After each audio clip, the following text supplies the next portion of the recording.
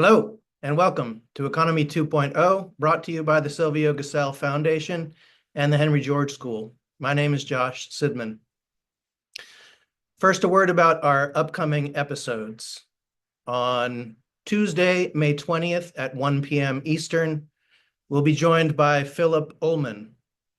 Philip was formerly the head of the Cordant Group, which was the UK's largest independent staffing agency with a workforce of over 10,000 people. More recently, Philip has founded and serves as the chief energizer of the Mana Journey, which is a new streaming platform that focuses on exploring the present and future of economics and politics. And then on Tuesday, June 3rd at 1 p.m., we'll talk with Willem Boyder. Willem is an economist who has held positions at Yale University and the London School of Economics, as well as being the chief global economist at Citigroup from 2010 to 2018. He's written extensively about the global monetary system and was one of the very first mainstream voices to discuss the ideas of Silvio Gesell in relation to the challenges of contemporary monetary policy. A reminder about how these episodes work. Economy 2.0 is meant to be a conversation. Anyone in the audience is welcome to join in. To do so, please use the raise hand button under the React tab on your Zoom toolbar. If you have your camera turned on, I'll add you to the screen when it's your turn. You're free to use the Zoom chat, but neither I nor the featured guest will be able to monitor the chat during the meeting. So if you have something to say, I encourage you to raise your hand and join the conversation. As a reminder, these episodes are recorded and will be posted on the YouTube channels of both the Silvio Gesell Foundation and the Henry George School. All right, today marks the 10th episode of Economy 2.0. Quite frankly, the concept of the series itself is still a work in progress. So I'd like to reiterate our evolving vision of what this series is meant to be about. As I've spoken about before, my work is primarily concerned with advocating for the perspective of the economist Silvio Gesell. The idea for this series grew out of a course I taught last year at the Henry George School entitled Silvio Gesell Beyond Capitalism versus Socialism. That course is available on the YouTube channels of both our organizations. In that course, I spoke about my specific vision for an alternative economic model for the creation of economic zones where people could work, collaborate, and conduct economic exchange under fundamentally different conditions from those of the mainstream economy. I have two main reasons for pursuing this idea. First, I believe the conventional economic system is irrational and unjust. It distributes the proceeds of economic activity in a way that is not in keeping with natural or moral law. Second, I'm concerned that there's a significant likelihood that in the not too distant future, the conventional economy could cease functioning in the manner to which we're accustomed. So thinking about alternatives is both about improving upon the performance of the current economic model and also preparing for the possibility that the systems we all depend upon to sustain our lives may not continue to work. So this is intended to be both an intellectual exploration as well as a practical exercise in disaster preparedness. As I worked on developing and communicating my own ideas about how to design an alternative system, I became aware that a lot of people are thinking along similar lines and are developing their own ideas for how to do things better and how to be prepared in the event that the current system breaks down. But one thing I noticed about many of these people was that they seemed to be operating largely in isolation from one another. One person here would be developing Model A, another person over there is developing Model B, but there's not a lot of dialogue going on between them, and I consider this a problem. because I view the challenge as so big and complex that it's probably beyond the capabilities of any individual or group to figure it all out on their own. So the purpose of this series is to create a forum in which these people can meet, discuss, debate, and perhaps even collaborate in the future. But there's another purpose to this series beyond the search for specific ideas for building a better economic future, and that is how to foster conversations about economics in general. In my experience, economics is a subject that the vast majority of people are repelled by. They either find it boring or they consider themselves to be incapable of understanding and engaging with it. This is a problem. Economics, in my opinion, should not and cannot be left to the experts. It's too important for that. I believe that all responsible adult members of a democratic society need to engage with the subject of economics, because if they don't, other people will do it for them. And those people, those other people, usually won't have our best interests at heart. Before the creation of this series, I was part of an ongoing discussion group that met weekly for a few years to talk about economics. We called it the Natural Economies Conversation. It consisted of a group of 6 or 7 people who were brought together by a shared interest in exploring alternative ideas for building an economic system that is more in keeping with the laws of nature than the conventional economy we live in. But it was also about learning to have better conversations about economics, conversations that aren't limited to economic experts. One of the participants in that group shared a saying that has become something of a mantra for me. He said, "The conversation is the work." I believe that deeply because a conversation isn't just an exploration of ideas. It's also a coming together of individuals to engage in joint exploration and collaboration. And it was in that context that I first met today's guest. So let me bring him on screen.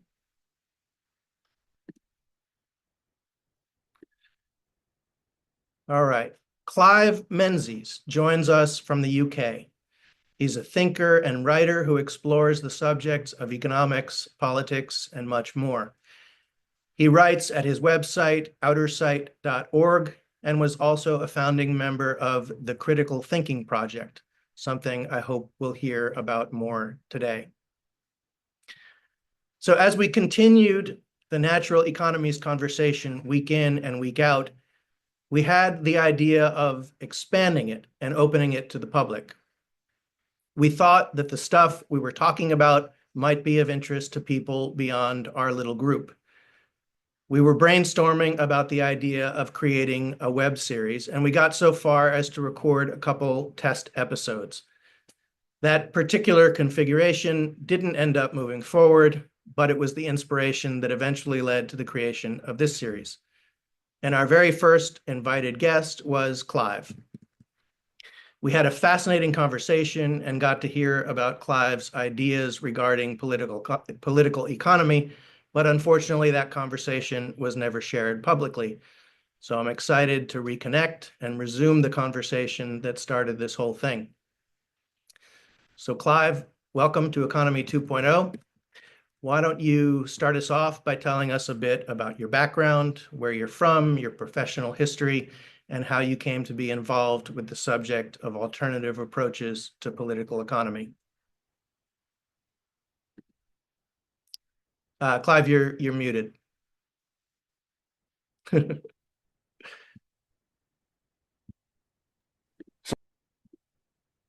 Sorry, I just muted you again. We're off to a good start. Right. Am I unmuted? You're good. You're good to go now. Good to go. Right. Thank you for that. And it's good to have a reiteration of how you came to be doing this, because it's actually given me a couple of triggers to talk about. Very brief history. I was brought up in a military family, very establishment, went to a public school, did lots of different things, but eventually ended up in investment banking in the city, where I was an investment manager, a business manager. I ran stockbroking business, unit trusts, investment management.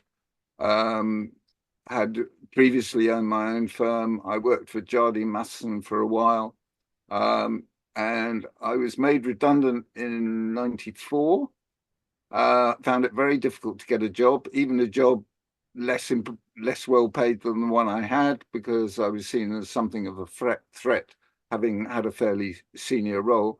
And long story short, I sort of jobbed around a bit, did some contracting work, but in the midst of that process of being unemployed, I suppose, I started to become very conscious that I'd been brought up in a very straitjacketed view of the world, and that there was actually a lot more going on than I realized.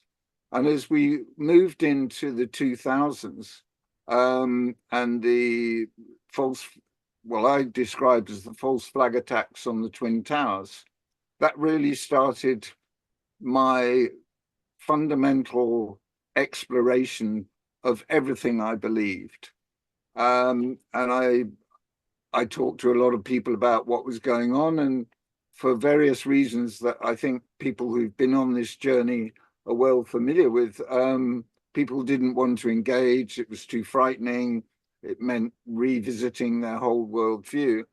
Then the financial crisis of 2008 happened. I did happen to be back in investment management with a marketing firm that I co-owned with 3 other people. And that dramatically altered our future prospects. It was a business that was quite young and it was going extremely well, but the financial crash basically invalidated the business case for it. So there was a runoff period. I was running it. But I started to explore the whole source of that particular manifestation of financial catastrophe. And of course, it led me through history to the 30s crash and previous crashes. I was also prompted to re-examine this idea of a climate crisis in 2009. And after a few weeks study of the science, I realized it was a total scam. So by 2010, there was, I won't go into the detail, but there was something called ClimateGate, where a load of information was leaked onto the net, and there was there were 3 inquiries, 1 parliamentary and 2 others, but they were whitewashes. And I think by the time I got to the end of that, I realized that the forces that were ranged against us were so powerful there was no way out of this. And I thought I might document what I'd learned in a book. But the Occupy movement in 2011, I think, reignited that idea that, maybe we could do something about this. And out of Occupy came the critical thinking project indirectly, because they fostered something called the Tent University and the Bank of Ideas, and the critical thinking project grew out of that. And it was a bunch of disparate people from all sorts of backgrounds. And we'd invite people in like Fred Harrison, who was, to my mind, was bringing Henry George to the masses, because although I read Progress and Poverty by Henry George, I think Fred sort of brought it to life in a way with one of the books that I read. And he came along to a few meetings, and we had a lot of different people bringing different perspectives to the table.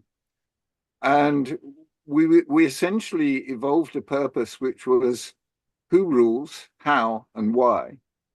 And our work on that lasted about no more than 5 years, because I think by 2015-16, we'd more or less come down to a fundamental analysis of root causes, which were institutional hierarchy, root causes or flaws. So institutionalized hierarchy, misallocation or theft of the commons, and usury, interest on money, primarily.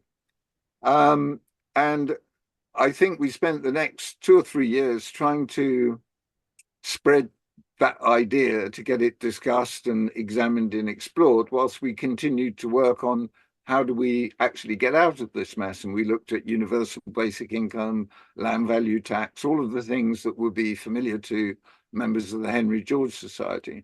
And we also studied the work of Silvio Giselle as another possibility.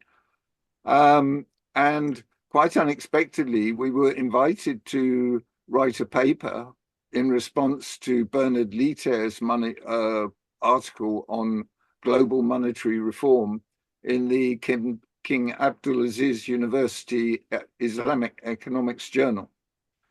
We were quite surprised to be invited. We put all of our research at that point into the article, and it was published unedited. And I think I said at the time, this is something of an exocet missile into the establishment that one day will strike home. And now being able to talk about the things that I talk about and being able to refer to a bona fide economic journal has been of considerable assistance. But the critical thinking project was using, if you like, deductive logic to come to its conclusions. In other words, could we prove this X, Y, Z, etc.? But what I became aware of on my journey of discovery, that there is a whole dimension to our thinking and our existence which is not susceptible to analysis by logic. And so I started exploring esoterics through various different things, numerology, astrology, tarot cards, all of these, I Ching, all of these tools and methods by which people have sought to tap into ancient esoteric wisdom. But also, we continued our work on money, which is really the subject of this conversation. And I worked very closely with a friend of mine, Alex Nikolov, who was at the first critical thinking meeting in 2012, and we've worked together with other people ever since. And he and I got involved with something called the Digital Currency Global Initiative in 2020, which was an ITU, International Telecoms Union, joint venture with Stanford University, where we were trying to, we helped kick off the idea of having a taxonomy of money, because I think the IMF had one, the tree of money, and the World Bank or someone else, the Bank of International Settlement had a money flower, but they didn't actually get to the nuts and bolts of what money is, what it does. And I suppose what we tried to create was something analogous to the periodic table for chemicals, to categorize money and its attributes and how it operates. So that was our first paper, which was published by the Digital Currency Global Initiative, DCGI. And then we went on further, and it became very apparent to Alex and I, and in conversation, that actually money itself is the problem. It's not interest on money. It's this idea of simple exchange as the basis of through a proxy, using a proxy of money. But this idea of simple exchange, which basically organizes everything in society, other than in families or small groups who don't use money. And so we've been on this sort of journey of discovery, and we did come up with a model. You referred to economic or money models. We did come up with a sort of prototype model, not for someone to implement necessarily, but to spark ideas as to how we rethink the whole way we organize ourselves. Because to our mind, economics is a subset or a consequence of money, and it is not the main event, if you like. The main event is money is the way we organize ourselves, and money is wholly inadequate to deal with the complexities and the richness of human relationships and human transactions, experience, skills, and wisdom. Money ignores that. The money itself becomes the arbiter of value rather than us having direct association with real value. So the basis of our work over the last few years is trying to explore this and share these ideas. So we're more about, we're not offering anyone a model. What we're saying is there is a process which is very similar to what you're doing, which is basically we have to co-create alternatives. And there won't necessarily be one alternative, but there could be many alternatives, but they would need to be interoperable and would work together. But in different circumstances, different conditions, different ideas may take hold. And I guess the closest analogy is the open source software movement, which has been going since 1980, effectively, or around that time, and has created most of the tools that are used by all of us today. And it is that process which is crucially important. So typically for an open source project, someone would create something that they thought was useful for them and they would share it. And then other people would take those ideas, refine them, and similar projects or competing projects would come along. And sooner or later, you would distill down into an accepted standard way of doing things. And there may be 2 or 3 alternatives. But in that way, you've created value, but no corporation or strategic plan set out to create that value. It emerged from this process. So that's the overriding methodology that we think is the way of the future.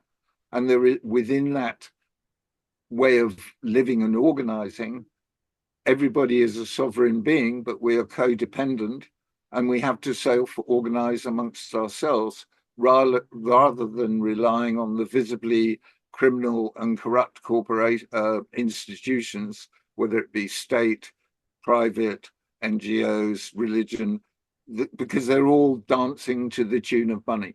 So that in a simple way as possible is my journey thus far. So we're now, if you like, trying to enter into dialogue about these ideas and get other people to think, not in the same way, but to think about the fundamentals, because our thinking has been clouded by this idea that if I do something, I must be directly rewarded for it, or I must be given something for it, or something. There is this idea of obligation that I won't do this unless I get paid. Whereas the reality of how we lived until the adoption of money is quite different. People didn't live by barter. That's if you like, a sort of back engineering of money and saying, well, if before money they must have used barter. Well, they didn't. There's something far more complex, far richer, and far more in line with universal or God's law, which is basically love thy neighbor as thyself. And it's about mutual cooperation.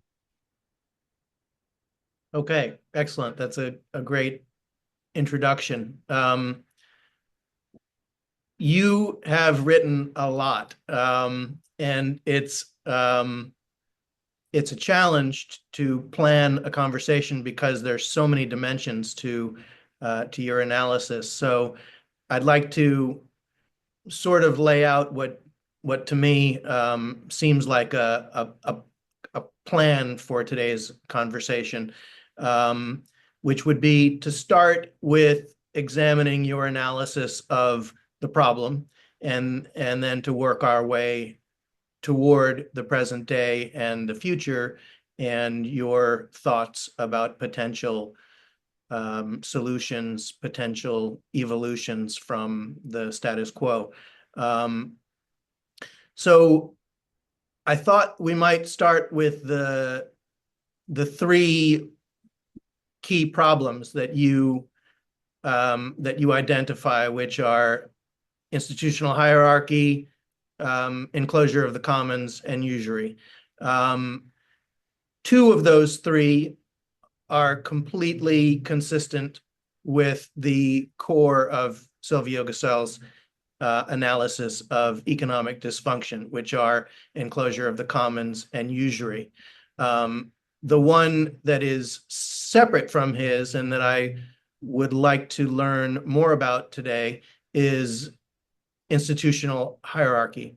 And here's how I'll pose the question to you. In my mind, there was a stage or many stages of human history during which I have a hard time conceiving of any alternative to institutional hierarchy. How could you have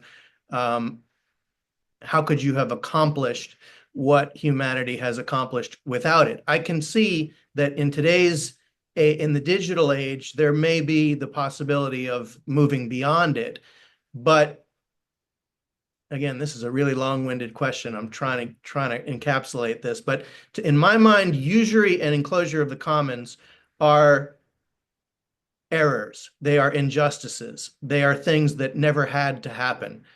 But I'm curious if institutional hierarchy should be viewed in that same way, or was institutional hierarchy something that was organic and necessary at a certain stage of human and societal evolution, but that there is now the possibility of moving beyond. So can you focus on that one element of those three core problems and explain your view of what institutional hierarchy is, how it came to be a pattern of human society, and do you view it as a mistake or rather as a stage that we had to go into and perhaps through and beyond? That's a great question. And in some ways, you've answered the question for me, in that you cannot conceive of any time in history that things could have been accomplished without institutional hierarchy. That may be true. It may be an evolutionary misstep or an evolutionary necessity. Arguably, it was an evolutionary necessity. And when you talk about enclosure of the commons, that is inevitably a product of the institutionalization of hierarchy. Because in order, putting it simplistically, you have a king, he needs to keep his power, so he needs to have barons or lieutenants of some sort who will act on his behalf, and they need to be rewarded. There needs to be some sort of quid pro quo. And that is really what led to the colonization of the commons, was that the hierarchy, those up the top of the pyramid, wanted greater rewards, and kings, in order to retain their power, had to dish out more and more. So they would dish out more and more land or commons to the people that would support them. There is another layer to this, which is because we would argue that the kings, the democratic governments, the corporations, they are not the top of the pyramid. The top of the pyramid is the people who control the money. And anyone who's watched Game of Thrones knows that the Iron Bank always gets paid. And typically in the fight for the Iron Throne, the families would be vying for supremacy, and they would each go to the Iron Bank to borrow money. But if somebody defaulted, then the Iron Bank funded people to go and recover what they could from the offending party, whichever it was. And that's a very close reflection of reality today. So if you're a king, we know from Macbeth the Machiavellian plots that take place in royal courts, and throughout history, there's been vying for position. So I think an institutional hierarchy is inextricably linked to the commons, and inextricably linked to money. The two of them, they're all three are interlocking. And we would argue or have come to the view, because for a long time it was a question of, well, which is the root of this problem? And first one thought it was hierarchy, and then enclosure. Well, enclosure of the commons seemed to be a product of hierarchy. But when you truly analyze from many different perspectives, money is the way we organize ourselves, and that has created institutional hierarchy. You know, kings or emperors or priests needed gold, gold to create armies or to bribe people or whatever it may be. So, to our mind, money is at the fundamental root, and institutional hierarchy is wholly inefficient at dealing with societal problems, because the decision-making process is so detached from where it has impact. And economics is the creation of something to try and, if you like, read the runes of what's happening on the ground at a high level in order to adjust the levers to make something happen. But we know how, one, economics is deeply flawed in that there are a great many so-called truths that actually have no foundation in reality. But it's an artificial construct which only exists because of money. And economics students, professors, whatever, never examine money. It's the one thing that's never examined. The reason being that money controls academia and makes sure that nobody actually analyzes money, because that would be very detrimental to those who truly organize the levers of power. And those are the people who control the issuance and creation and destruction of money. I'd like to go directly into the subject of money, because that's sort of where our conversation focused 2-3 years ago, whenever it was that we first spoke. But we've got a hand raised, so let me bring Ed Dodson into the conversation. I'll try not to be too long. I just thought that your initial question, is it accidental that we have hierarchy, or was it necessary? And I think tracing hierarchy back to its earliest appearance, it's just part of the human nature. As Henry George said, man seeks to satisfy his desires with the least effort, and therefore has a tendency to try to monopolize natural opportunities. So as soon as groups began to settle in one place, no longer following the animals, no longer moving season to season, the challenge is, how do you allocate access to the natural opportunities that exist? And it very shortly, a hierarchy appears. And, and part of that hierarchy is the role of the shaman, who now is the knowledge bearer of when to plant, when the rains are going to come, when the droughts are going to come.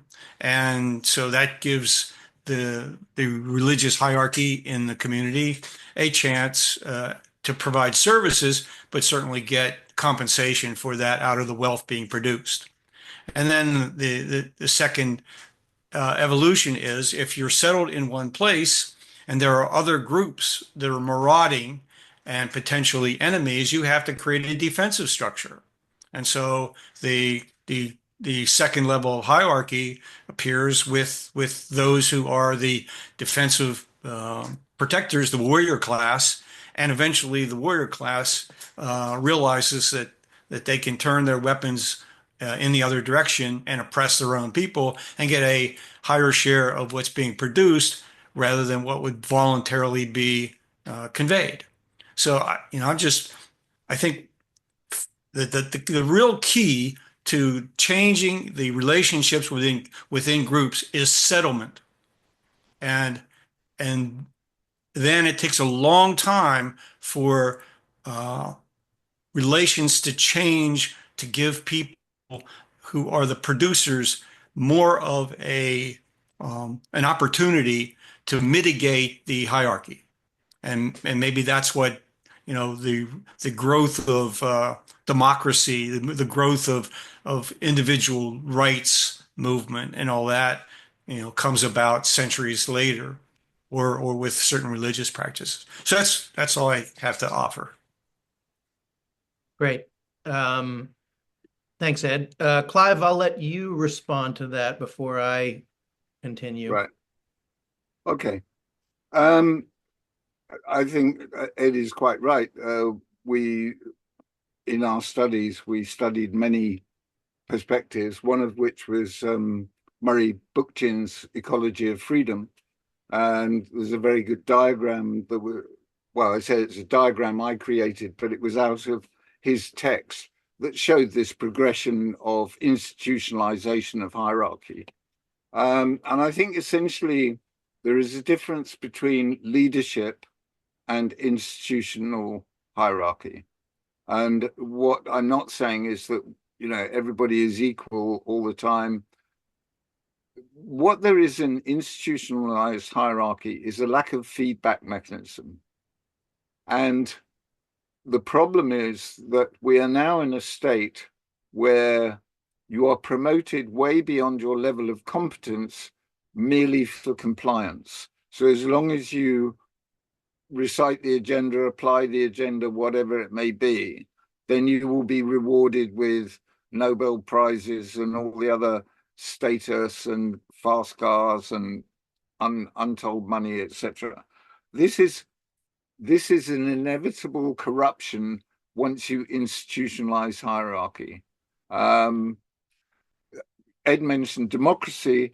Democracy, under the old regime of kings, a king would issue money, and upon his death, there would be debts. And typically there would be a debt jubilee. And one of the problems with the money system is that it needs a constant reset. So there would be a debt jubilee, and the new king would issue new money and it would start all over again. The invention of democracy or the adoption of democracy only took root as fast as those controlling the money could influence the outcome. They made sure that, initially it was direct bribery of candidates when the franchise was very limited, but increasingly it's through mass media, mind control, playing left versus right, etc. Democracy is a fig leaf of representation or democracy. It's not real democracy. It is as corrupt as any dictatorship. It just gives us the feeling that we're part of the process. Democracy, we've seen the trajectory over the last 25 years, and very little has changed, and yet it swung from left to right to left to right. Arguably, Tony Blair set more in train to privatize the NHS and create the economic chaos we have today. He did things that Thatcher couldn't have got away with. So, democracy is no solution. But on this subject of hierarchy, what we're really talking about is scale. And I think Ed is right on when he said they couldn't organize in any other way. That was because they would reach a certain scale. So in families and small communities, you don't need money. You understand people's needs, their capacities, their wisdom, their relationships, their history within the community. And typically up to about 150 people, that community will thrive without money, without competition. And I don't actually subscribe to this idea of the selfish gene that everybody's trying to better themselves, because I know a great many people who, in spite of all the incentives, are far more concerned with helping their fellow man than they are in personal status, if you like, or riches. So it is this problem of scale. So once one got to that position where communities have grown, how do you continue to operate on that complex what we call family and small group methodology, how do you extend that when you're dealing with strangers or on a large scale? Because in human capacity terms, there wasn't the capability to understand the needs, capacities, desires, relationships, all of the human dynamic in amongst, however many people you wanted to deal with outside your community. And so money was, if you like, a very useful proxy for value. But it didn't represent real value. It just represented an agreed value for a particular exchange or a number of exchanges. And where we are now in the position where the money itself dictates the value rather than what the real value is on either side, which is why we have drugs that kill people that are supposedly curing them. It's why we have weapons. It's why we have all the perversity in the world today. So when I said you answered your question, it was your allusion to the internet. And unlike when money was adopted some 2,500, 3,000 years ago, we now have the technical capability with AI, blockchain, non-fungible tokens, all of the technology tools that have been created by this co-creative, self-organizing free software or open source software money movement.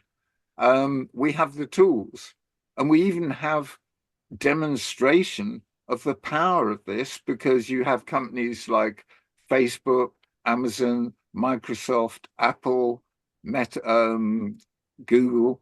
All of these are worth a huge amount of money. They haven't invested in production.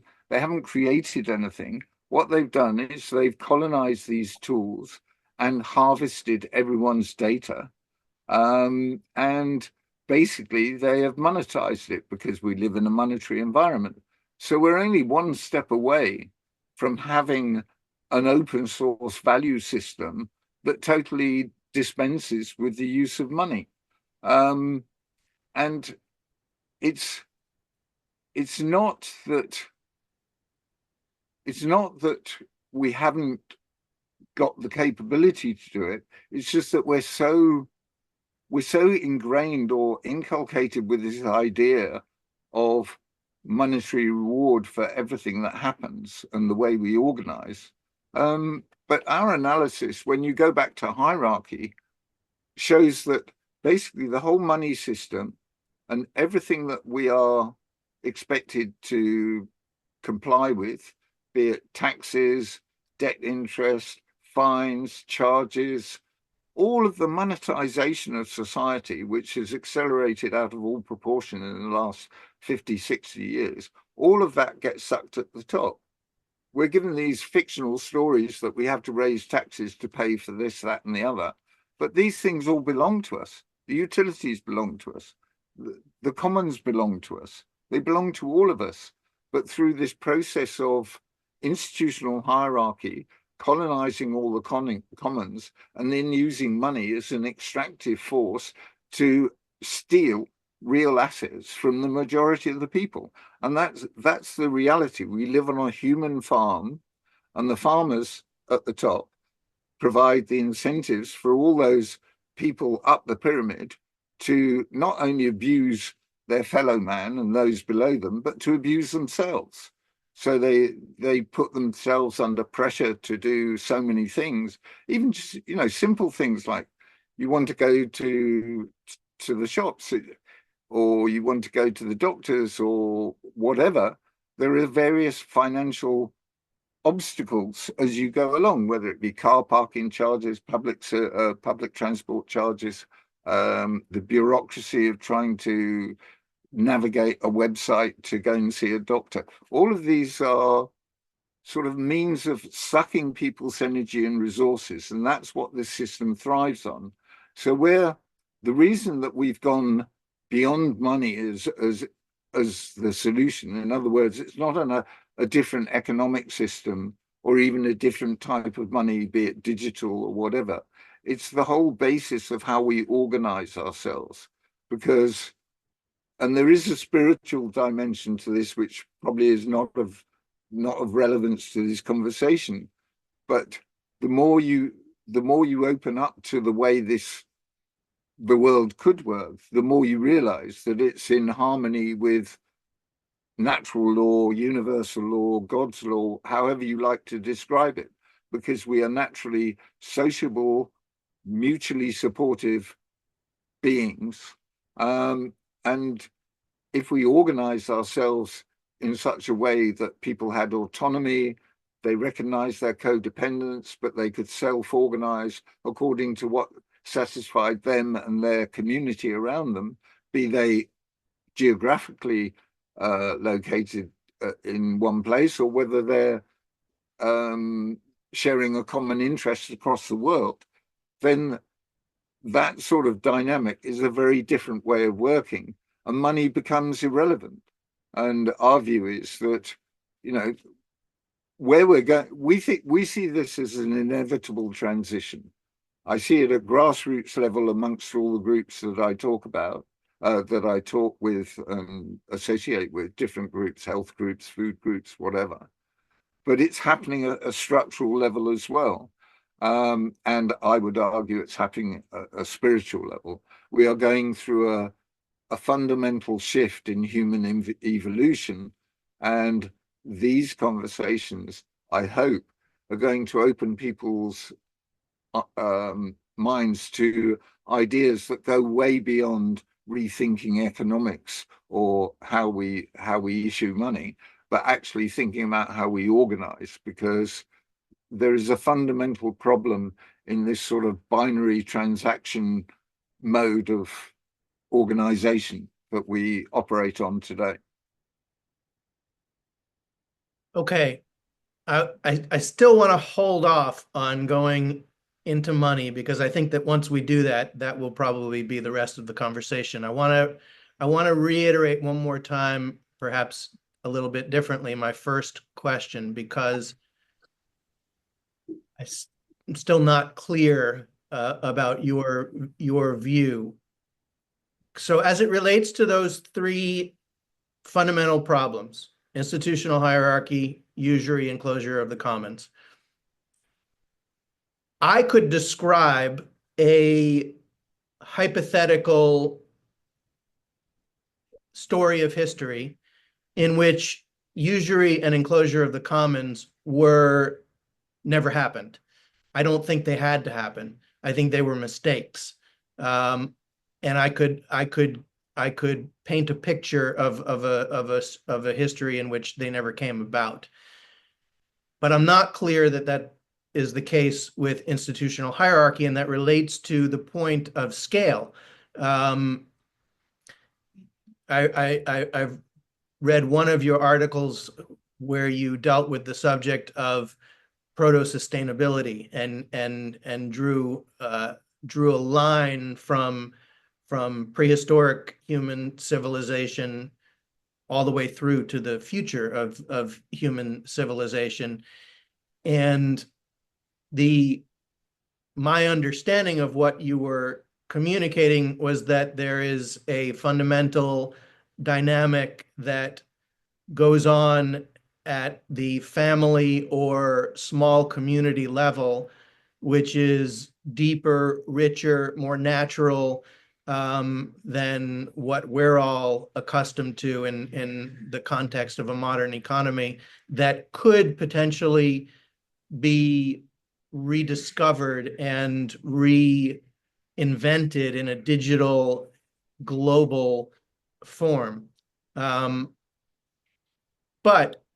how could we have ever moved beyond the stage of families and small communities without institutional hierarchy? Or is it fundamentally different from the other two problems, in the sense that it was a necessary stage that we had to go through, which would make it different from usury and enclosure of the commons, which I don't think we ever had to go through?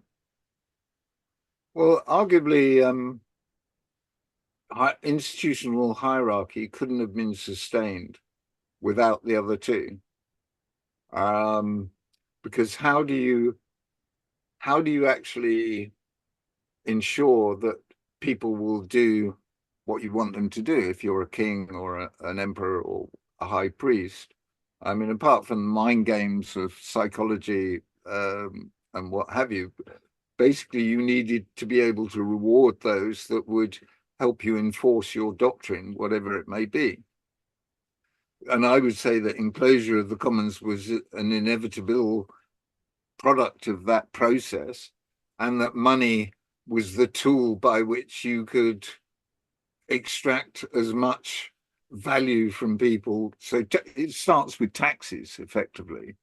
So, tally sticks were used in the UK for hundreds of years, and it was to pay the king because he had armies to maintain, he had his court and all the rest of it that needed rewarding. So money was very much tied into that.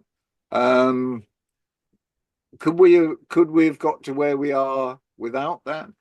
I mean, I've got to the point in my learning but I find it very difficult to be certain of anything because I think we've been lied to by so much. And there is, if you like, there are levels of understanding. My current level of understanding, I accept that there may be higher truths that I've yet to arrive at. But in our research, I recall seeing evidence of civilizations that were not hierarchical. There was also, I think it was David Graeber and Richard Wengrow. And I remember I posted their conversation under the heading of paleopolitics. And basically they were talking about pre-literate societies, and they were talking about this idea of hierarchy or non-hierarchy. And they said they found evidence of quite a sophisticated understanding of hierarchy and the dangers of institutionalizing it or making it permanent. And they talked about groups that would be off self-organizing and doing their own thing for much of the year. And they would come together every so often and for celebration, ritual, or for some sort of reason, they would create a city, a temporary city. And Graeber says at the end of the video that they built it up, they tore it down. They built it up, they tore it down. They built it up, and one day they didn't tear it down, and here we are today. So I think this was certainly something that was. I don't think we have a tendency to view primitive man as primitive minded, and I don't think that's true. I think whilst we may be eminently more sophisticated in language and perception today, I don't think they were any less thoughtful or deep thinkers. I'm also of a view that it is not necessarily the conventional history that we have today that applies. It may be that there have been ancient civilizations going back millions of years, possibly, and there have been many cycles of civilization and collapse over the last who knows how many years.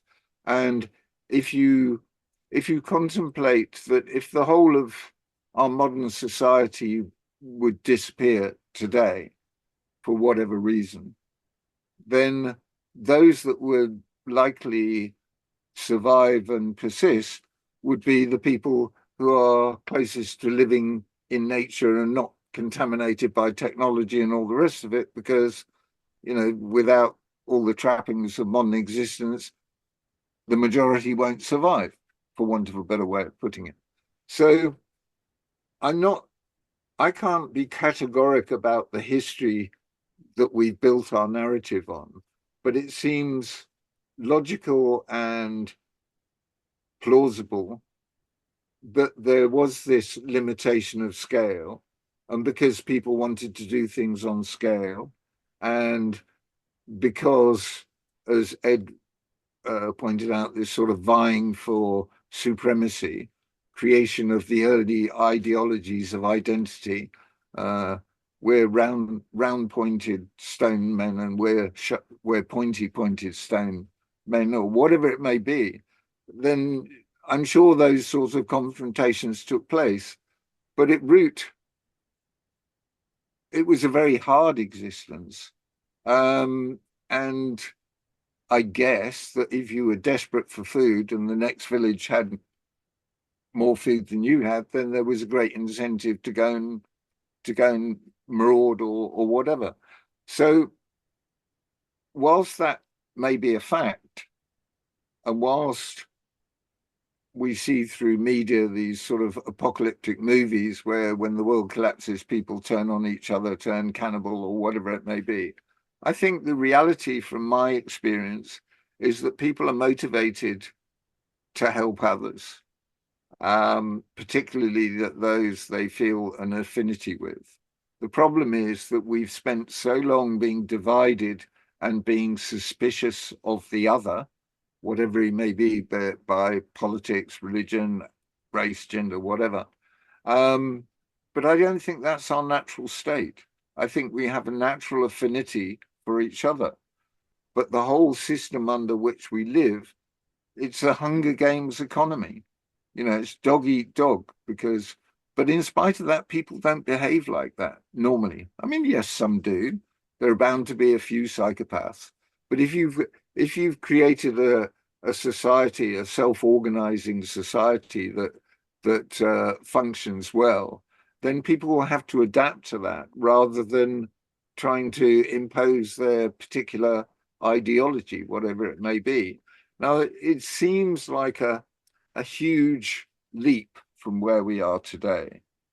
But from what I've seen in the last few years at a grassroots level, the number of groups that are not relying on publicly provided or corporately provided health services, food, all sorts of activities that people are undertaking at a grassroots level, that gives me the confidence to know that that is how the world could operate. But those who don't engage in that behavior are enmeshed in one could use the mouse wheel analogy or any analogy you like, but people are trying to survive. They're trying to do as best they can for their family. So rather than question the system, they're trying to compete within the system. So they're complying, they're paying their taxes, they're doing all these things. But increasingly, that system is failing people, and they're beginning to look elsewhere. And when they look elsewhere, they're beginning to see examples. So we have these two forces that I described: the structural force, which is that we now have the tools and technology to organize on a completely different basis. But we also have the human awakening, for want of a better description, to the reality of their current existence, and they're exploring possibilities for something much better. And that doesn't involve money. It involves looking after everyone else around you, because what you find when you live like that is that you get looked after. And it wasn't, although it was a religious saying from Jesus, love thy neighbor as thyself. If everybody believed that, then you and I wouldn't be having this conversation.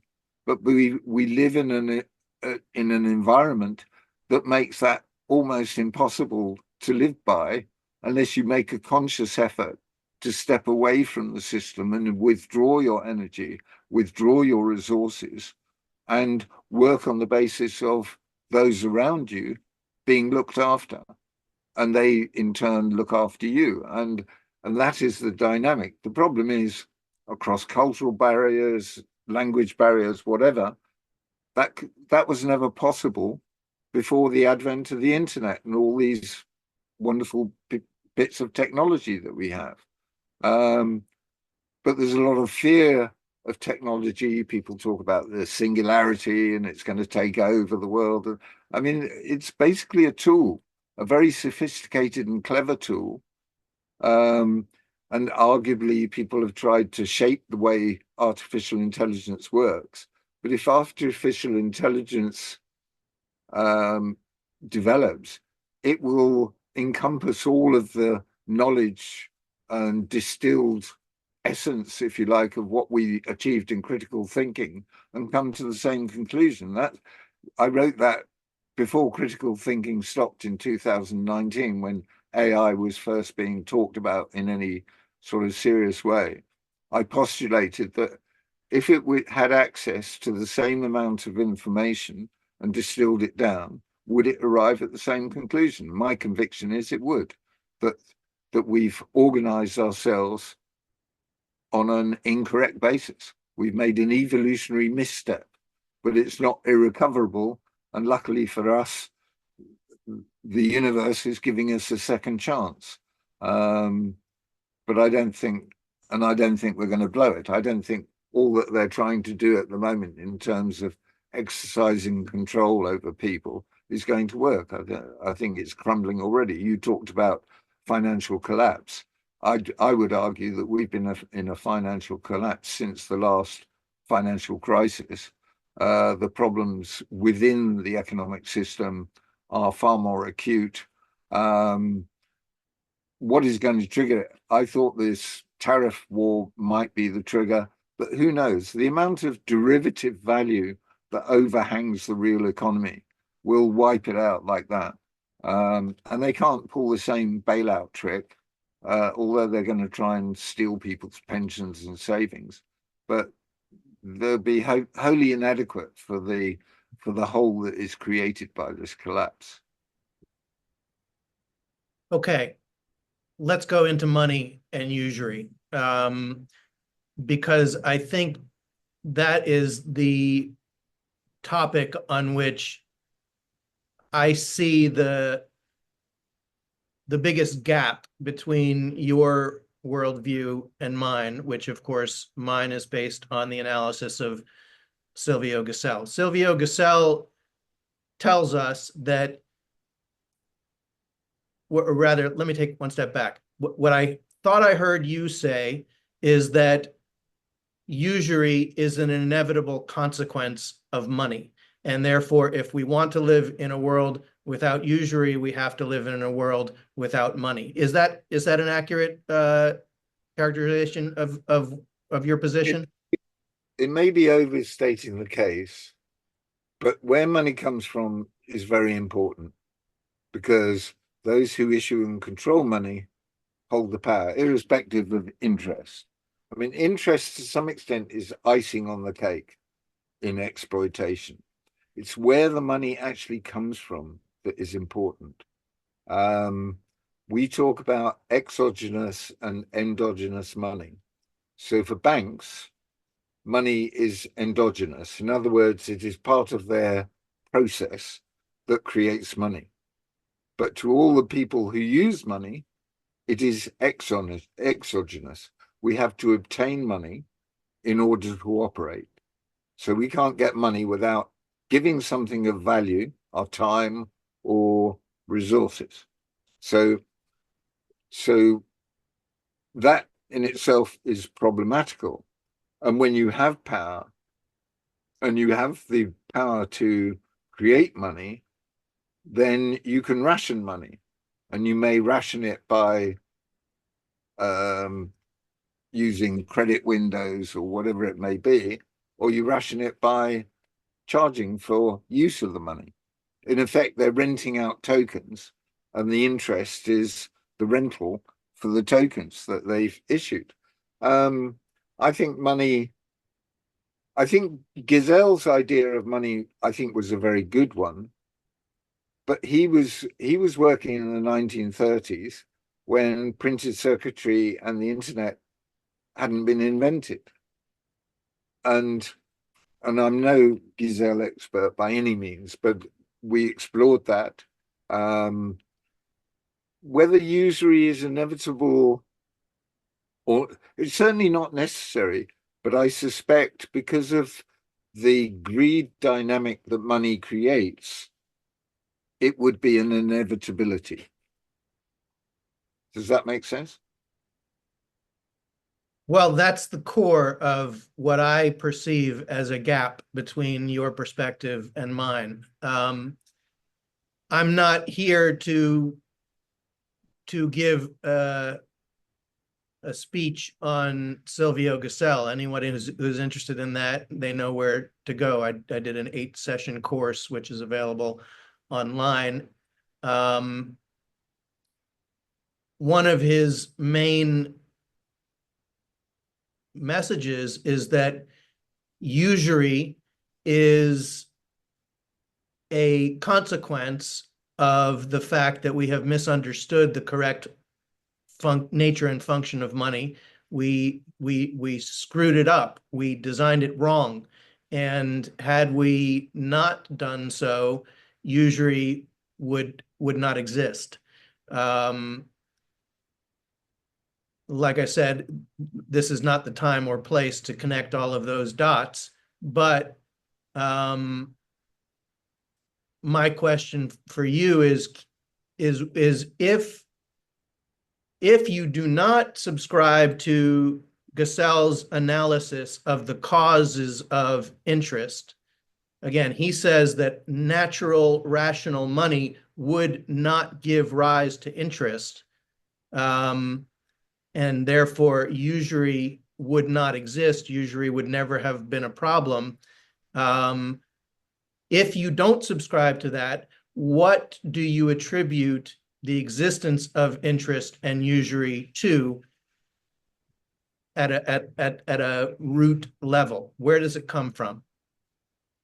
Well, National Socialist Germany introduced the idea of social credit and the work of C.H. Douglas and Kelso and others, which was exactly on this idea. How do you create a money system that doesn't actually involve usury? I think it's possible, but like Gesell found in his day, there were very powerful forces that would stop it gaining currency, for want of a better way of putting it. I mean, you're familiar with the Guernsey experiment in 1820, are you? No. This is something that we cited when talking about money and banks and what have you. Essentially, after the Napoleonic Wars, Guernsey was economically a basket case. The seawalls were crumbling. The tracks were so deep in the roads that the carts the axles got stuck in the mud, and they had no market, no commerce. And it was a British protectorate, and they had a British English High Commissioner. And the ruling body, the States of Guernsey, went along to the High Commissioner, and because they had a problem, and he said, "What's your problem?" And they said, "We don't have any money, and nothing's working. The seawalls are crumbling, etc., etc. We don't have a market. There's no commerce." And he said, "Well, do you have materials?" And they said, "Yes." "Do you have men, labor, etc.?" And they said, "Yes." He said, "Well, what's the problem?" And they said, "Well, we don't have any money." And he said, "Well, why not create your own?" And that's what they did. And they spent it productively into the economy. And it was very successful. Within 2.5 years, they had a functioning market.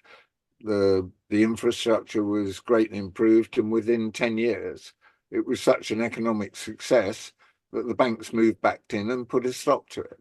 And the same thing happened to Gesell, as I understand it, with his experiment or what have you. So there are powerful forces in the world that control money and thrive on usury. Arguably, they're talking about introducing digital currency, central bank digital currency, without interest, issuing it without interest. But the problem with the money system, it's fine and dandy if you've got enough. What about all the people who don't have enough money? I mean, that to me is the fundamental question. People talk about sustainability and inclusion. How do and they talk about financial literacy as a means of inclusion. But if they have no money and they don't have the opportunity to earn money for whatever reason, how is the system serving them? It's not. Basically, we're saying there's also a very important factor that we've not discussed, and that is the components of value. And the components of value are need and capacity. Conventional economics talks about supply and demand, but basically somebody's need is essential to ensure that capacity has value. Because if you've got the capacity to create something and nobody wants it, then it has no value. Similarly, if you have capacity and or if you have a need and you can't fulfill it, then that has no value. So those are the two essential elements of value. And we live in a society where capacity is valued and need is not. And that's a complete omission in terms of how we organize ourselves, because needs have value. I mean, Alex, who I talked about, who I've worked with, he talked about why it made sense to deliver croissants and champagne to someone in the Antarctic, because you think about all the economic opportunities it creates along the way. I mean, that's a very sort of rough overview. He explains it in his own unique way. But basically, someone who's in intensive care is creating value by their need, because without their need, you wouldn't have created all the wonderful technology or whatever it may be. I would argue that, you know, a lot of that technology is not good for us, but leaving that aside, need is creating value, and yet we live in a system that doesn't value need. It only values capacity. So when we're talking about money, that is one of its deep drawbacks in terms of the way we organize ourselves. Just because you don't have money means you are greatly disadvantaged in our current structure. And what different solutions that are being offered around money don't do is address that problem. Everybody talks about sustainability and inclusion, but how can you be sustained and included if you don't have the capacity, but you have need? Well, again, arguing from a Gussellian perspective, I would say that the problem that you just referred to of what about people who don't have money is addressed. I won't claim that it's necessarily completely solved, but it is addressed by his proposal of demurrage, which is intended to separate the two primary functions of money, the medium of exchange from store of wealth function. Because if you deny money the store of wealth function via demurrage, which is a pre-planned, consistent decline in purchasing power intended to incentivize constant circulation, then the possession of money becomes a problem. Because if you hold on to it, it's going to melt in your hands. And someone with a need for it, someone who has an immediate use for that money, is doing you a favor by taking your money off your hands. And that's one of the key messages of the Robin Crusoe parable, which is how Gussell introduces the subject of interest. He says that in a natural economy, a lender is doing as much of a favor, if not more so, a borrower is doing as much of a favor, if not more so, to the lender as the other way around. So the question is the problem of interest and usury inherent in money, or is it inherent in bad money? And the follow-up question is the future that we all aspire to but cannot yet fully envision, is it a future that in which we have moved beyond money, or is it a future in which we have improved or perfected money? Right. I should say at this point, Josh, that what Alex and I are talking about is not prescriptive in terms of how we get to where we're going. And it may well be, as you were talking, it occurred to me that what you're proposing or working on may be one of the many different solutions to this problem. And because when we were working with the central banks and organizations in the digital currency global initiative, we talked about a bridge. We see this work, this self-organizing, distributed, autonomous, self-organizing mode of operation at some point in the future where money will have no value. Where we are today, getting people to experiment with that idea is extremely difficult, because if they've got assets or value that they want to preserve, they need some sort of comfort that if they go and look at this, they're not going to lose this, as it were. So we talk about a bridge, and we actually put forward a paper proposing digital currency central bank digital currency as a bridge to this future. So it could have two functions: to collect the data, the unique non-fungible data relating to every transaction and relationship, but at the same time offer interoperability with a value system that prevails today. So if you had assets, you would engage with this monetary or value system because you had the comfort of knowing that you could retrieve your dollars, pounds, euros, whatever it may be. So I don't see this conversation as an either or. I see it more as, is the gazelle approach valuable to help us get to where we're going? And from my understanding, it may well be. C.H. Douglas's social credit ideas may be another mechanism that somebody else might want to play with.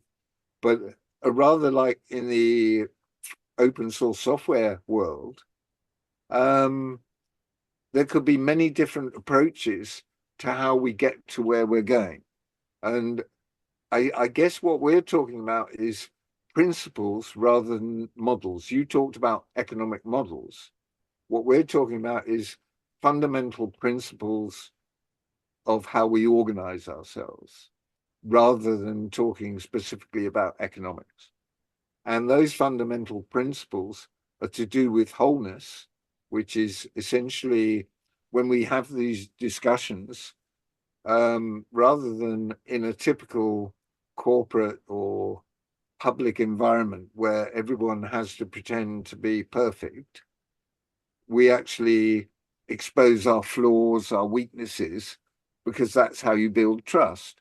And that's what we did within critical thinking. So, and it's how I conduct my relationships with everyone I come into contact with, other than bureaucracy, where it's dangerous to do so.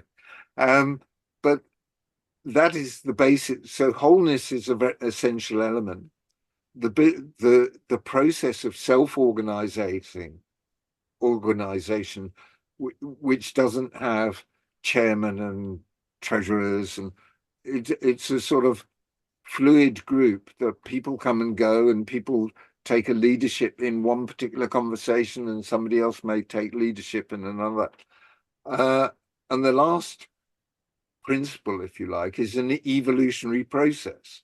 So when critical thinking started, it set out with questions about things, but that evolved into who rules, how, and why. That was its evolutionary purpose that emerged from our work. So there's a chap called Frederick Laloux who wrote a book called Reinventing Organizations about 7, 8 years ago. And he studied organizations of scale that operated on a self-organizing basis, and included Buurtzorg, which is a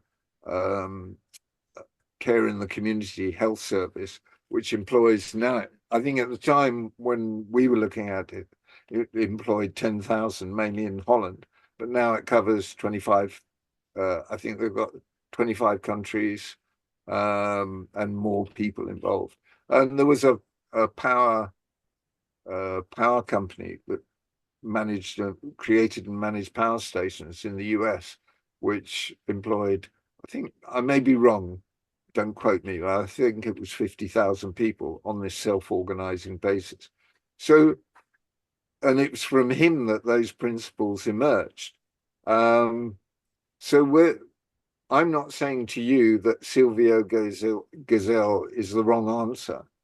I'm saying he may be, or his ideas may be very useful in getting us to where we want to get to, if that makes sense. Yeah, it makes complete sense. And it's a critically important question in my mind. I've said before in previous episodes that I think of the history of money as a story. And it simply would not make sense to me at a story level for the sequence of events to be the invention of a clearly fundamentally flawed form of money, and then having all of the negative consequences of those flaws play out, lead directly to the conclusion that money itself is the problem, and therefore that we need to go beyond it.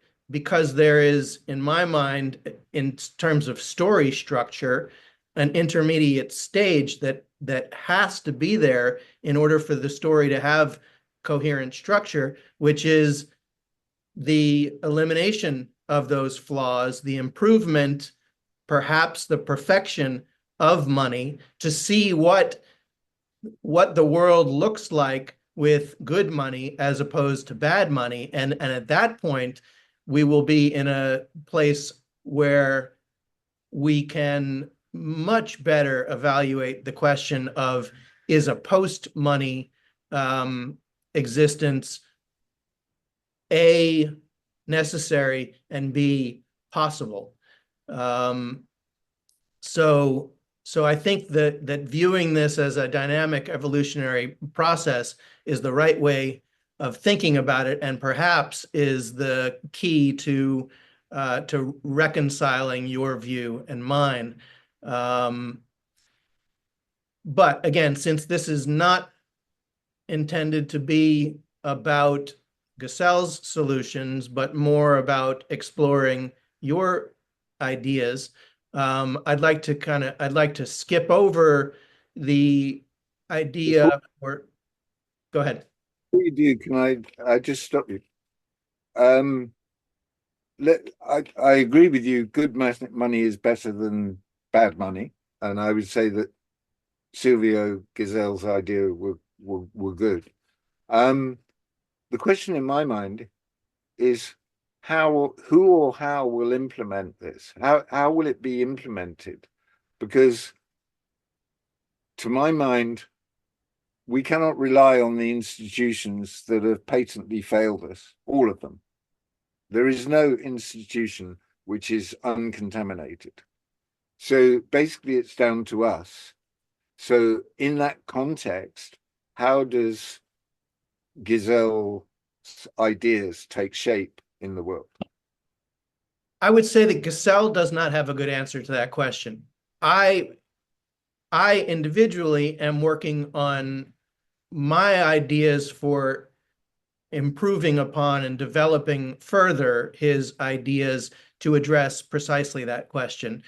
And my approach is through the creation of a local community model, which can be offered to the world and adopted by any and every group that thinks it's a good, promising avenue to improve their lives, and to take what I describe as a toolkit, which includes a Gessellian form of money, to set up for themselves on a local basis to begin with, alternative economic zones in which to conduct human economy and to experience. Okay, I get that. So effectively, what you're starting is an open source project. Yes. So from that, people will be able to take your ideas and maybe take some of our ideas and come up with a different iteration that gets us closer to what I'm talking about. So I see the work you're doing, and I know other people working on other ideas.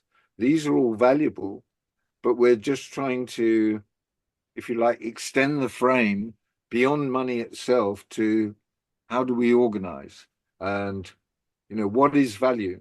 Because those four terms that I've used loosely, endogenous, exogenous, and the one that I haven't used much, fungible and non-fungible, are crucial in this discussion. Because if your money is endogenous, in other words, if the value is created out of your activities and your relationships, then that's fine and dandy for you. But if your money is exogenous, you've got to obtain it from elsewhere, then that puts you at a distinct disadvantage to those who are creating the money, however it is created.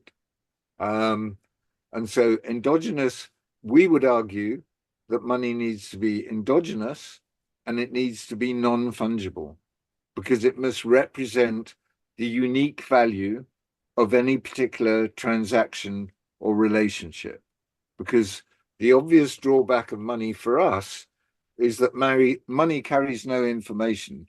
You don't know where it's come from, where it's been. You know nothing about the history of a £10 note, whereas we have the technical capability to capture the unique value and store and transmit that value, transfer it in space and time. We have the technical capability to do that. And that is so much more aligned with how we operate in families and small groups. Because as I said earlier, the big problem was scale. How do you scale? Well, we now have the tools to scale that methodology. So I see your idea as being extremely powerful and useful, but, and this is not a but, I'm trying to amplify, that should be open sourced and other people should build on that. Maybe someone will take this as an idea and say, well, I like that, but I think I've got a better way of doing it. And so these value systems will evolve. And my conviction is that I don't have to go around sort of preaching to the world that we must do this, because I see it as happening all around me, that this change it's inevitable.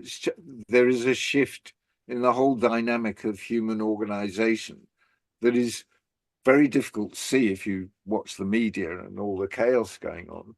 But that is a necessary manifestation of the decline of the old system, the death and destruction, in order for these new ideas to take root, to interact and become a reality. So we're going through this transition, and I think your program, wrong word, your ideas, along with many other ideas, are stepping stones, as what the work we're doing. It's a stepping stone for someone to take and improve. I'm not saying that we've solved all the problems, because we haven't, but we believe have a fundamental understanding of how we've got here, and that money itself is the problem.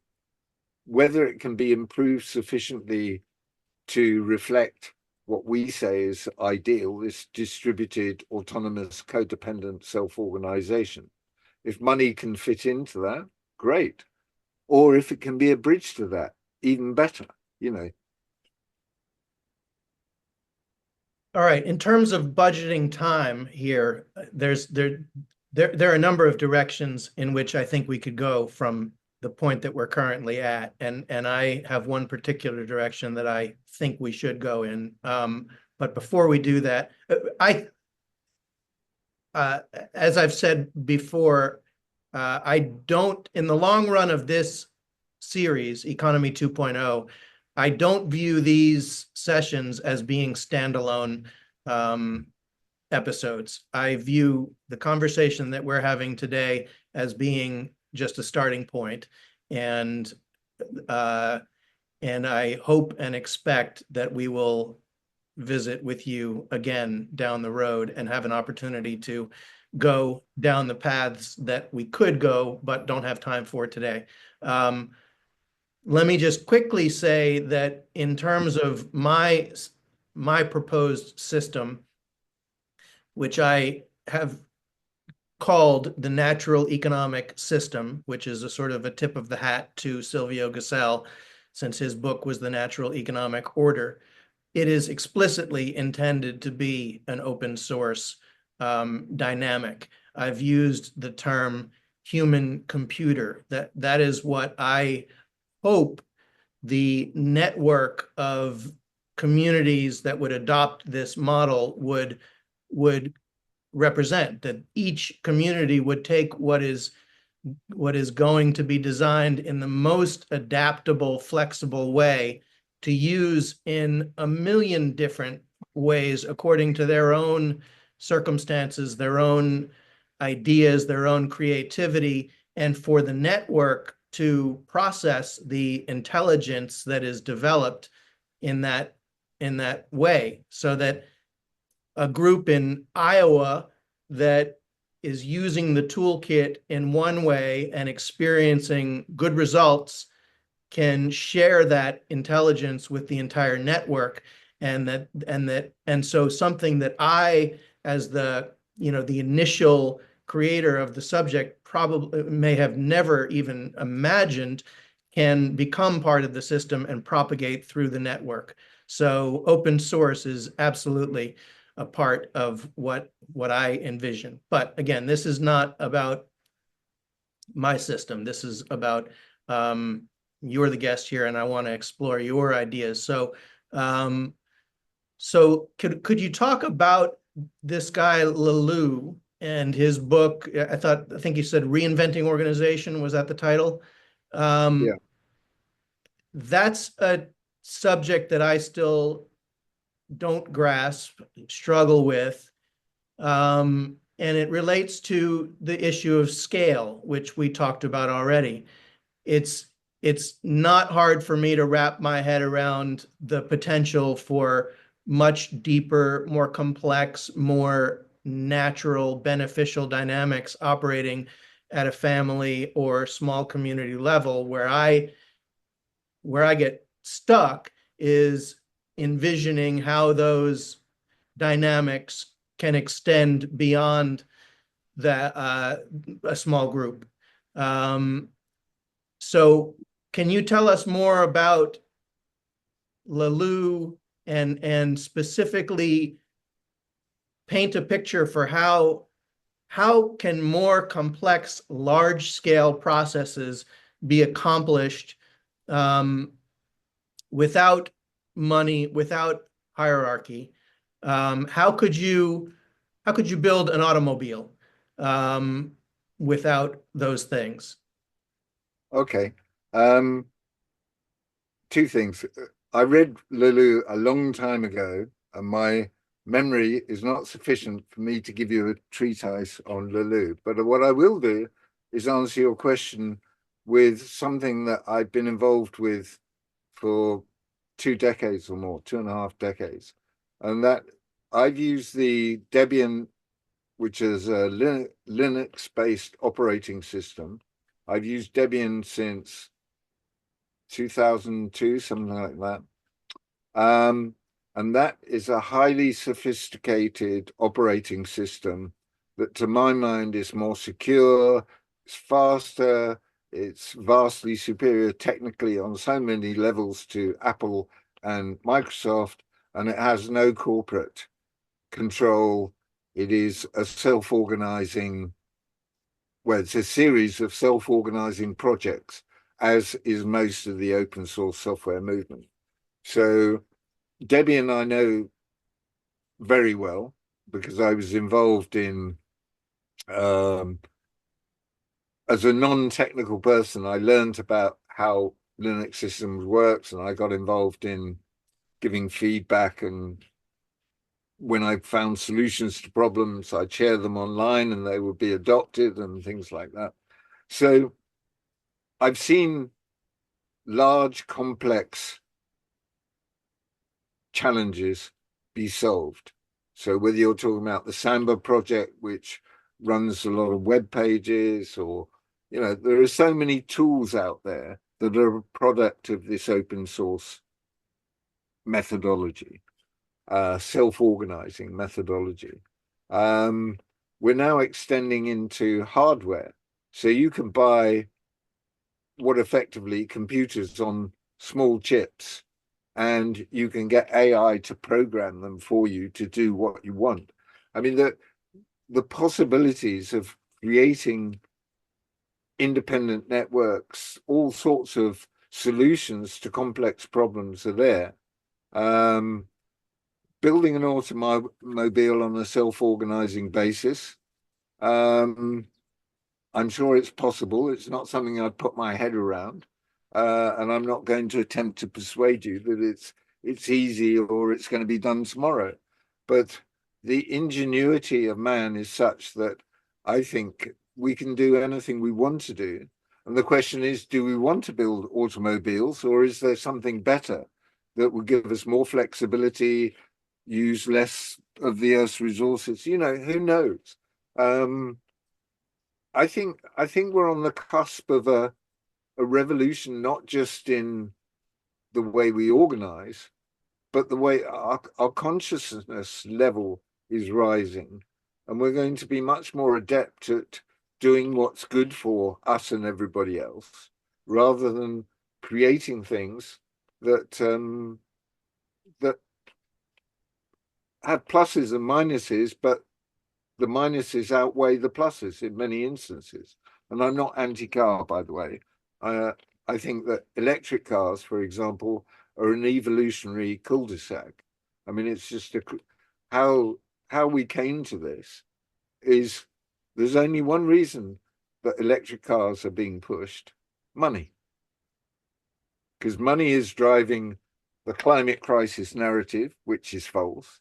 It is driving the electric car narrative. It's driving everything.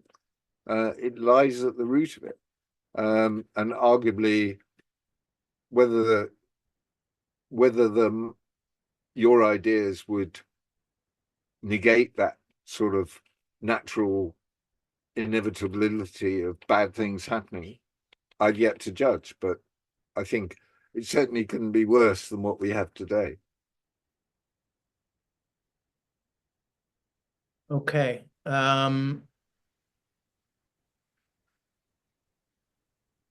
Again, now I'm choosing between two directions here. Can I just say that Alex has appeared on the call? I don't know whether he's actually in the room, but he may have some observations at this point, because he and I work very closely together.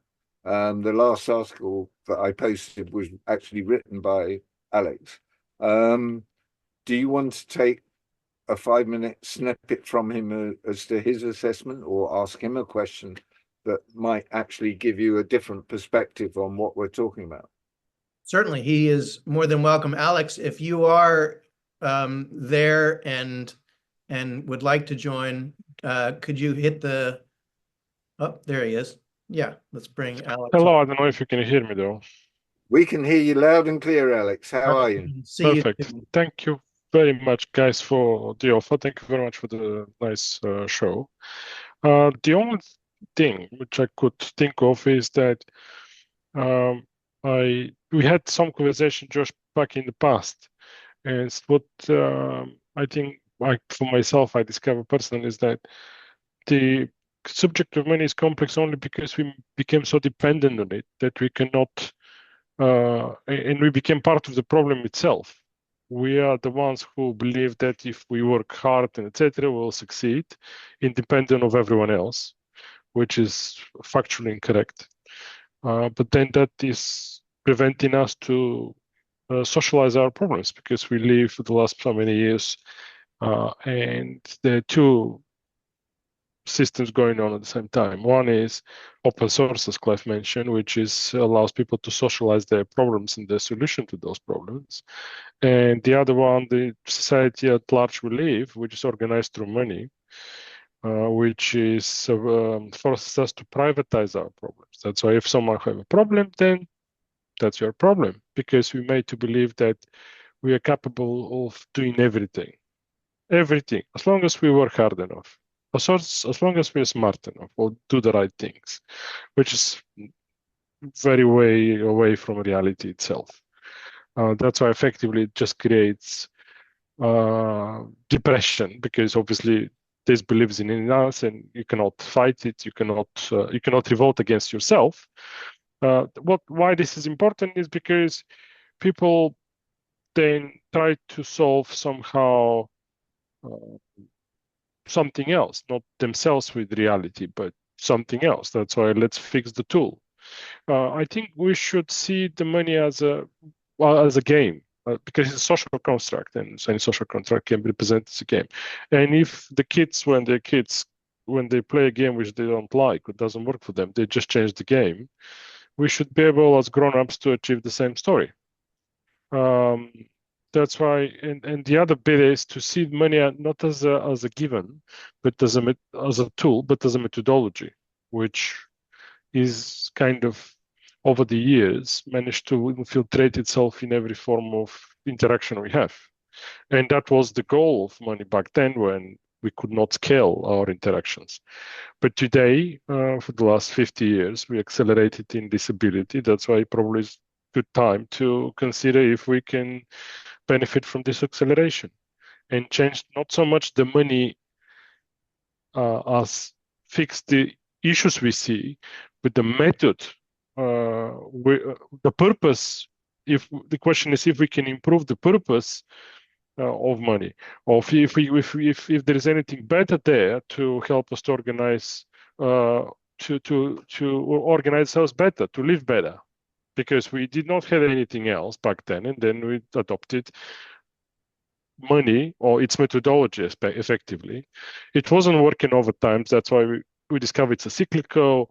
We try to use different things like tobacco, stones, and so many stuff, as we know from the history. Now we have another paradigm shift where we have structural change, which is driven by knowledge and scale.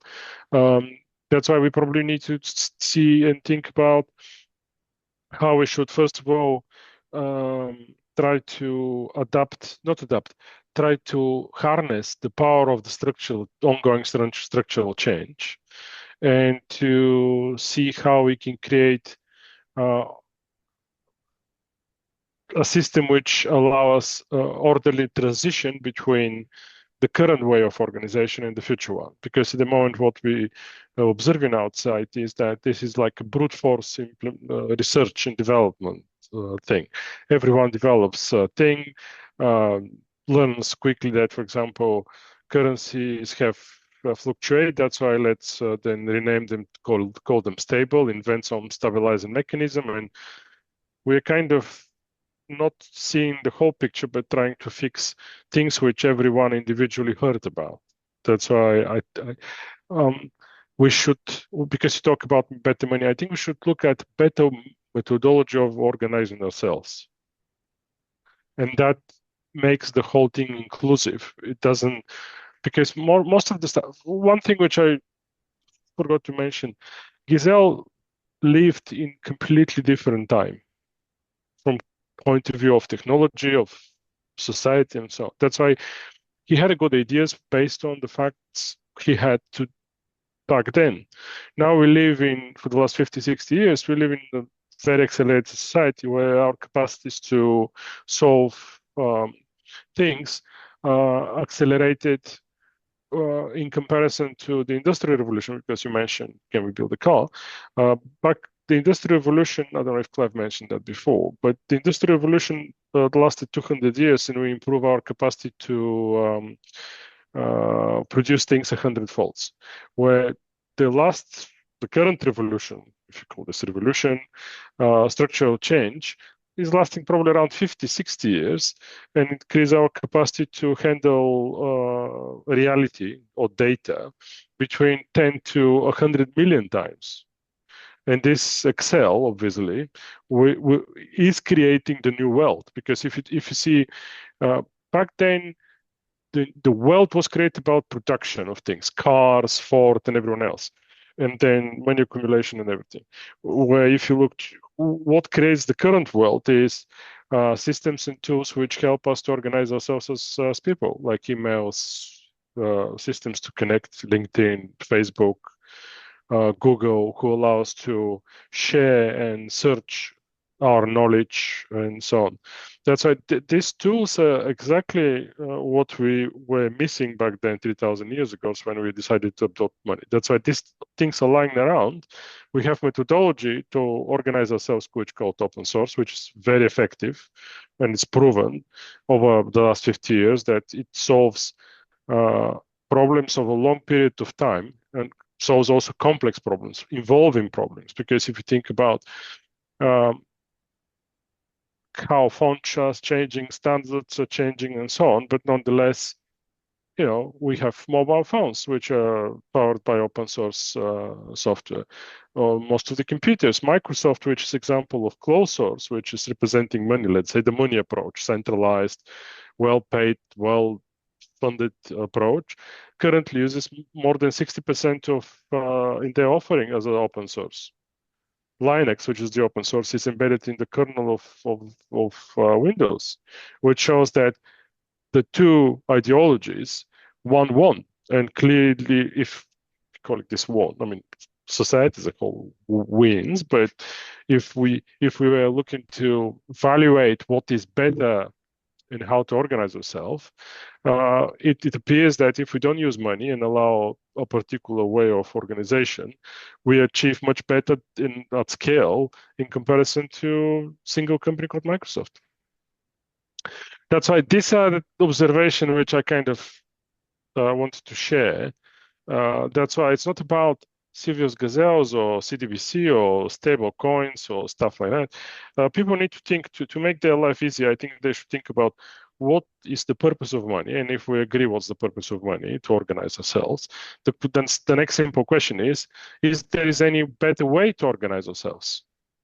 Okay, if there is a better way, or if we organize ourselves already in some kind of a better way without using money, then how we can create a transition or incorporate the current official paradigm. Because when we started the Global Initiative Digital Currency program 5 years ago, we were still discussing of official and non-official things. If like official tender, no one is even questioning Bitcoin as a method of payment.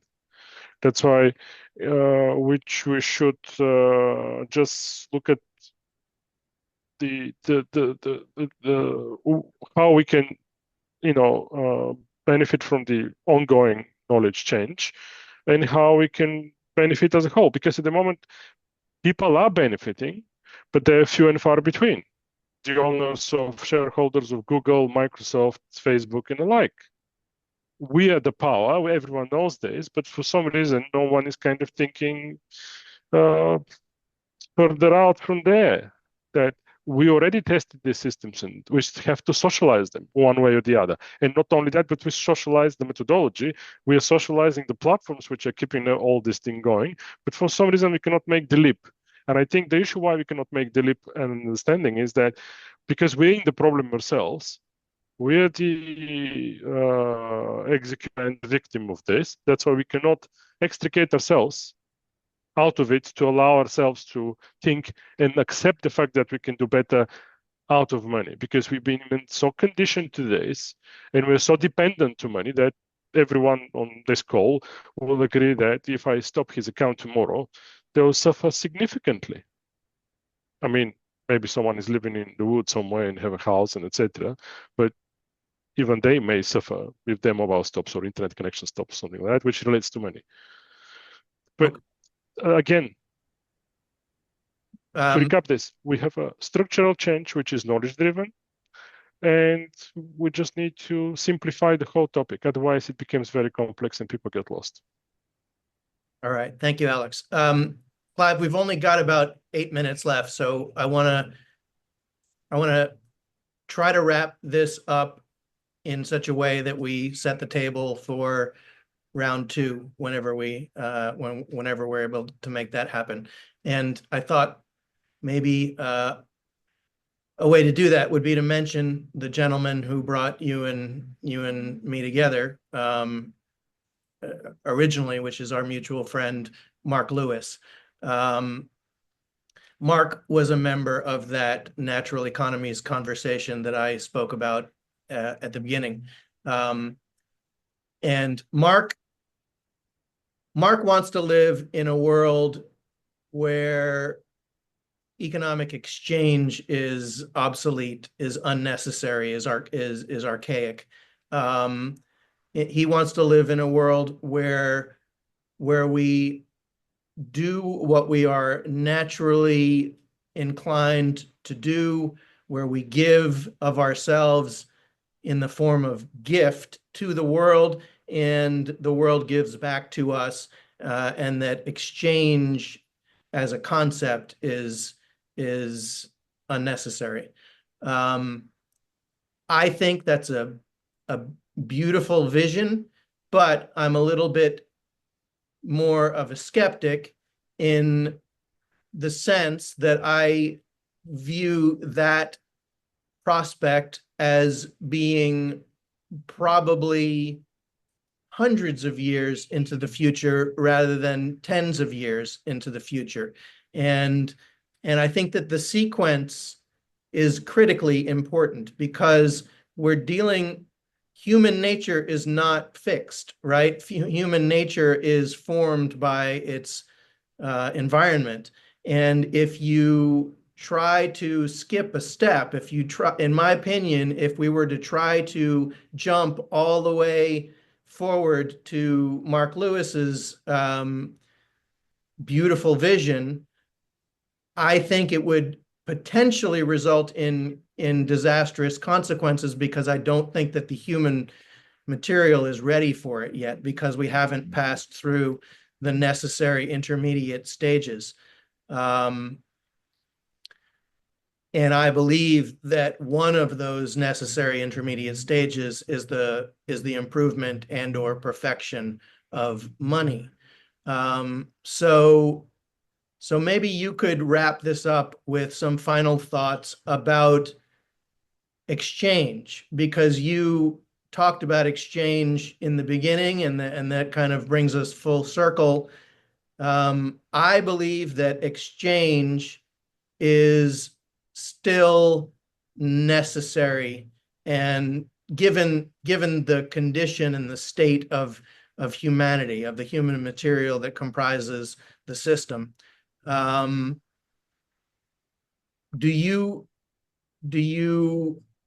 you envision a future in our lifetimes where we move beyond exchange, or is it a matter of getting better at conducting exchange? I could answer this in several ways. On one level, I agree with you that it's going to take time.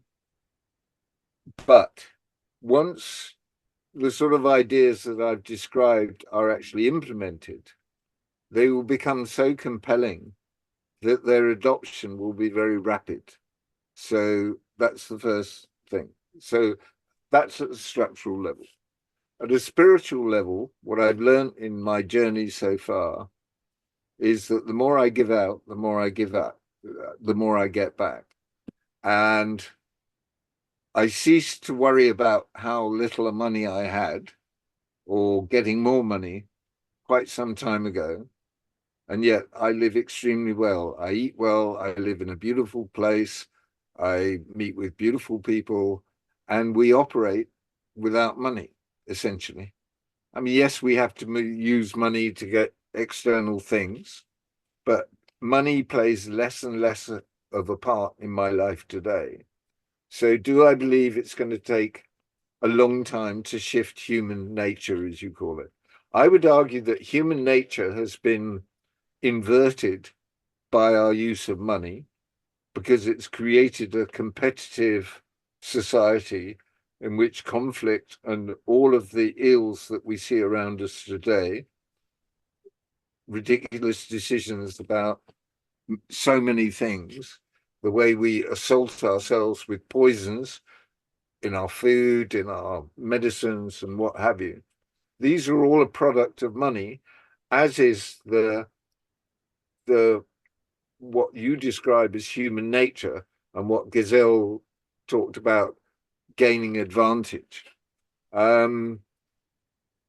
My transformation has been both practical, analytical, and on top of that, it's been spiritual.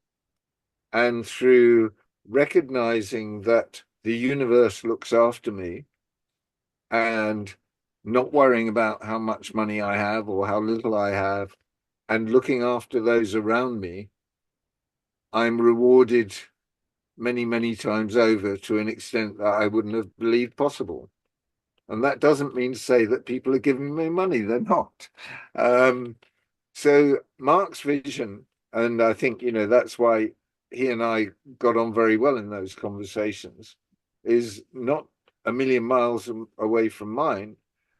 Arguably, if everybody worked on the basis of love thy neighbor as thyself as their overriding mantra or way of living, then you and I wouldn't need this conversation because we wouldn't need the tools to affect this change.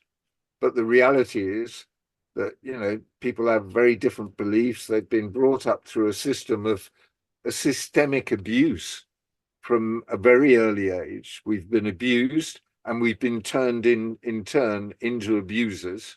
And we self-abuse through living in the system. And getting out of that is it's almost like you're shedding a skin, or you're burying yourself. Your past self is now dead to you because you've become a new person. And so that involves a lot of trauma, involves grieving, because you do grieve for the person that you thought you were. Plus, you think all those decades that I lived with that mindset, what would I don't actually think, what could have been had I thought differently, because I don't think I'd be here unless I'd gone through that. So there's no sort of looking back with regret. I don't regret anything. Everything in my journey has led me to where I am today, and I'm very grateful for bringing me to this place. So it's a psychological and spiritual shift that is taking place. And I'm very much with Mark in terms of where I'd like to be. But from a practical point of view, I see that we need technical help to get there, if you like, or methodical help to get there. As Alex was saying, we need to question the rules of the game. We need a different method. And exchange is a method that serves us very badly. Whereas this idea of direct value that is we did put together a prototype, I think I mentioned, and it is on a website, which I can give you and you can share. And it's basically about creating a ledger of accumulating value. So in conventional bookkeeping, there's profit and loss, and everybody's competing. And if you give money away, you've lost value. And if you get money back, you've gained value. I mean, this actually gives credit to both need and capacity. So if somebody's need is satisfied by somebody else's capacity, then that creates value within the system. But it's not, and both parties to the transaction are credited with that value. So they haven't had to exchange value as such. They've been rewarded by the overall system that is keeping a tally of the value they create. And because of lines of trust, and without getting too complex this late in the conversation, then you build up a sort of fabricate a mesh network of people all creating value as part of the community. And if you're outside of the community, how do you join the community? You have to adapt to it. You can't game the system because there's nothing to extract from it. So it does away with crime and all those things, because there's no way of gaming the system. All you've got to do is create value, and it is recorded.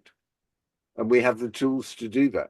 I mean, there's a lot of technical complexity to think about, but it doesn't have to be complex in its usage. It can be very simple. All right, excellent. Let's leave it there. There's obviously a lot more to talk about. And I hope we will do that before long. Any links that you want to send my way, I will include in the description of this video when it is posted to YouTube. Are there any other resources, websites that you want to mention before we wrap up? The tokenization example is on a site called macroriskconnect.com, which I'll send you. The methodology of co-creative development or learning is on a site called co-creativelearning.org. You mentioned my site, Outer Site. Eddie, Alex and Eddie is an artist, and a lot of the work we did discussing value and the topic we're on today, we had conversations whilst printing, silk screen printing. It was the environment in which Eddie referred to it as thinking and making. And the work there was recorded on a website called invisibleuniverse.org. But I can send these to you afterwards. Those are probably the main ones. All right, excellent. We'll post those links. And thank you. This is a fascinating conversation, hopefully the first of more to come. And thanks to everyone else for joining us. We'll see you all in the next episode in 2 weeks. Everyone have a good day. Thanks very much. Bye. Bye-bye.